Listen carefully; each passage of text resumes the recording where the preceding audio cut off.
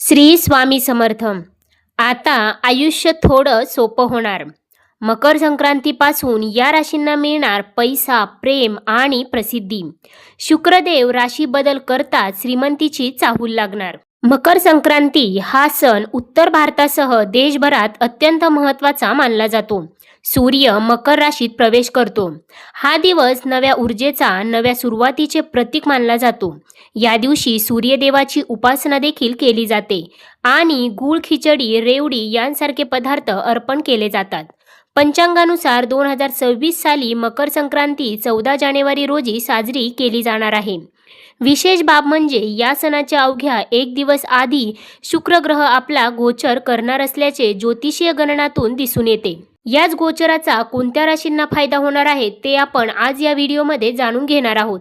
त्यामुळे तुम्ही हा व्हिडिओ शेवटपर्यंत नक्की पहा. चॅनेलवरती नवीन असाल तर चॅनेलला सबस्क्राईब करा. सोबतच बेल आयकॉनलाही क्लिक करा, जेणेकरून आमच्या लेटेस्ट व्हिडिओचं नोटिफिकेशन तुमच्यापर्यंत पोहोचेल आणि तुम्ही एक पण व्हिडिओ मिस करणार नाही. ग्रीक पंचांगानुसार 13 जानेवारी 2026 रोजी पहाटे शुक्रदेव मकर राशीत प्रवेश करतील. शुक्र ग्रह प्रेम, सौंदर्य, ऐश्वर्य, सुखसोयी आणि भौतिक आनंदाचा कारक मानला जातो. त्यामुळे शुक्राचा गोचर अनेकांच्या आयुष्यात सूक्ष्म पण महत्त्वाचे बदल घडवू शकतो, असा अंदाज काही ज्योतिषी व्यक्त करत आहेत. विशेषतः या काही राशींसाठी हा काळ तुलनेने अनुकूल ठरू शकतो असे देखील सांगितले जात आहे. हिंदू धर्मात मकर संक्रांती सणाला विशेष महत्त्व आहे. या दिवशी स्नान आणि दान करण्याचे मोठे पुण्य मानले जाते.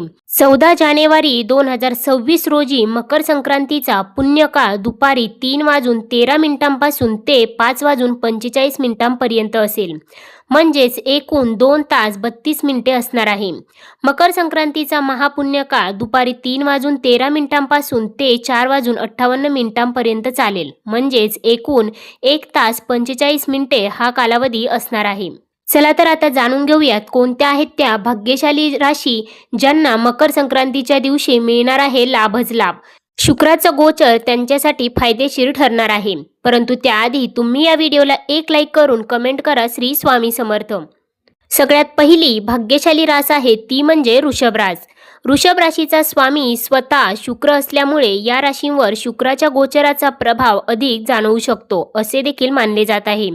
मकर संक्रांतीच्या आसपास होणारे हे ग्रहस्थानांतर तर वृषभ राशीच्या लोकांना सकारात्मक ऊर्जेचा अनुभव देऊ शकतो. तसेच मेहनतीने आणि मनापासून केलेल्या कामांमध्ये अपेक्षित यश देखील मिळण्याची शक्यता निर्माण होऊ शकते. त्यासोबतच वैयक्तिक आयुष्यातही बदल जाणवू शकतात. नातेसंबंधांमध्ये अधिक समजूतदारपणा आणि भावनिक जवळीक वाढण्याचे संकेत देखील मिळत आहे. त्यामुळे तुमच्या कुटुंबामध्ये आनंदमय वातावरण असेल. काहींना आरोग्याशी संबंधित जुन्या तक्रारींमध्ये हळूहळू दिलासा देखील मिळू शकतो. त्यामुळे तुमचे मन प्रसन्न राहील. त्याचबरोबर या काळामध्ये तुम्हाला धनलाभाचे योग देखील बनत आहे. त्यामुळे तुम्हाला धनलाभ होऊ शकतो. त्यामुळे तुमची आर्थिक परिस्थिती पहिल्यापेक्षा उत्तम राहू शकते. त्याचबरोबर या काळामध्ये उत्पन्नाचे अनेक स्रोत देखील प्राप्त होतील. त्यामुळे तुमचे उत्पन्न देखील वाढू शकते. त्यामुळे तुमच्या घरामध्ये आनंदमय आणि उत्साही वातावरण पाहायला मिळू शकते. त्यासोबतच या काळामध्ये तुम्हाला तुमच्या वडिलांचे पूर्ण सहकार्य देखील प्राप्त होईल. त्यानंतरची पुढची भाग्यशाली रास आहे ती म्हणजे तूळ रास. तूळ राशीवरही शुक्राचा विशेष प्रभाव मानला जात आहे. मकर संक्रांतीच्या काळात होणारा हा गोचर तूळ राशीच्या लोकांसाठी नव्या आशेचा किरण ठरू शकतो. मागील वर्षात अपूर्ण राहिलेल्या काही इच्छा किंवा योजना पुन्हा मार्गी लागण्याची शक्यता दिसत आहे. त्याचबरोबर कुटुंबातील नातेसंबंध अधिक सुसंवादी होऊ शकतात. तसेच घरात सकारात्मक वातावरण निर्माण होऊ शकते. काही लोक नवीन कामाची किंवा भागीदारीत काहीतरी सुरू करण्याचा विचार करू शकतात आणि तो विचार नक्कीच तुमचा यशस्वी ठरू शकतो. धनलाभ देखील तुम्हाला या काळामध्ये होऊ शकतो. आरोग्याच्या दृष्टीने हा काळ तुलनेने स्थिर आणि संतुलित राहण्याची शक्यता आहे असे देखील संकेत दिले जात आहे. त्याचबरोबर हा काळ तुमच्यासाठी खूपच आनंदमय असणार आहे. कारण या काळामध्ये तुम्हाला तुमच्या मुलांकडून एखादी आनंदाची बातमी मिळू शकते. त्यामुळे तुमचे मन प्रसन्न राहील. त्याचबरोबर हा काळ तुम्हाला तुमच्या मित्रांसोबत आनंदामध्ये व्यतीत करता येणार आहे. त्याचबरोबर या काळामध्ये तुम्हाला तुमच्या साथीदाराचे पूर्ण सहकार्य देखील प्राप्त होणार आहे. त्यानंतरची पुढची भाग्यशाली रास आहे ती म्हणजे मीन रास. मीन राशीच्या लोकांसाठी मकर संक्रांतीचा काळ विशेष महत्त्वाचा ठरू शकतो. शुक्राच्या गोचरामुळे आर्थिक बाबींमध्ये काही सकारात्मक बदल देखील जाणवू शकतात, असा देखील अंदाज आहे. घरातील जुने प्रश्न हळूहळू सुटण्याच्या दिशेने जाऊ शकतात. वैवाहिक जीवनात अधिक वेळ एकत्र घालवण्याची संधी देखील तुम्हाला मिळू शकते.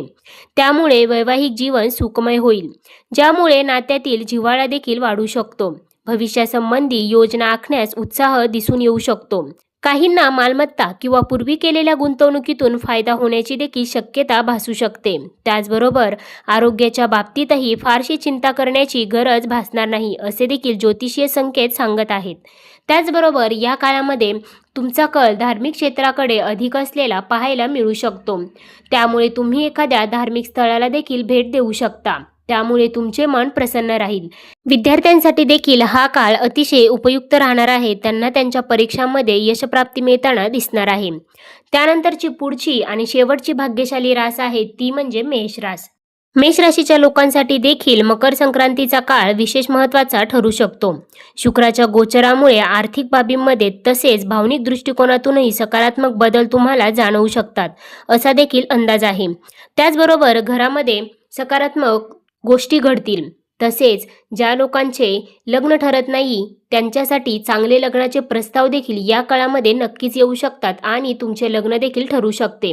त्याचबरोबर हा काळ बिझनेस करणाऱ्यांसाठी खूपच फायदेमंद राहणार आहे. त्यांना त्यांच्या बिझनेसमध्ये फायदा झालेला पाहायला मिळू शकतो. त्याचबरोबर या काळामध्ये नवीन नोकरीसाठी तुमचा शोध यशस्वी होऊ शकतो. सरकारी क्षेत्रातील लोकांनाही फायदा होऊ शकतो.